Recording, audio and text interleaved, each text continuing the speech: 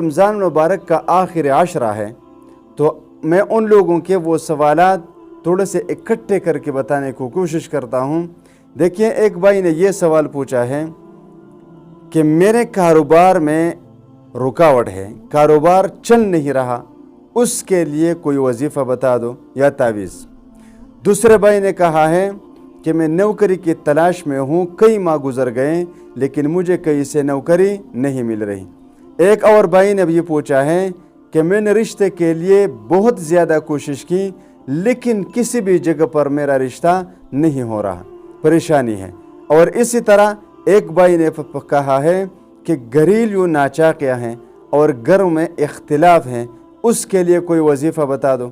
तो मेरे प्यारे भाई, ये बातें तो 3 4 तकरीबन 5 है, लेकिन मैं इन सब के लिए एक वजीफ़ा बताऊंगा और रमज़ान मुबारक का आखिरी आशरा है, इससे तो बेहतरीन फ़ायदा उठाया जा सकता है। इसमें ये करें इंशाअल्लाह ताला कि रमज़ान ख़त्म होने से पहले पहले आप तमाम भाइयों के ये मसाइल गारंटी के साथ ख़त्म हो जाएंगे।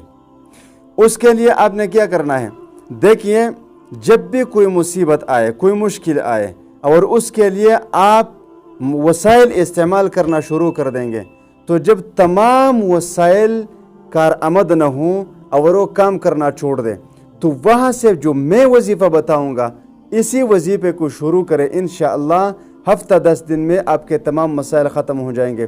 और वजीफ़ा है दरूदी इब्राहिमी का। दरूदी इब्राहिमी वो दरूद जो हम नमाज में पढ़ते हैं। आपने इसको 2 तरीक़े से पढ़ना है। एक ये कि आपने खुद कसरत से इसको पढ़ना है, कसरत से जितना आप पढ़ सकते हैं, लेकिन 70 मरतबा से कम नहीं पढ़ना, ज़्यादा आप जितना पढ़ सकते हैं। कोशिश करें कि हर नमाज के बाद कम से कम 10-10 मरतबा, 20-20 मरतबा ये दरूद इब्राहिमी पढ़ ले। एक ये। दूसरा ये कि अपने घर वालों को एक जगह जमा करें, उसमें बच्चे भी शामिल हों, ख़वातीन भी शामिल हों, मर्द भी शामिल हों, और सारे एक साथ बैठकर दरूद शरीफ पढ़ें और फिर अल्लाह से दुआ मांगे।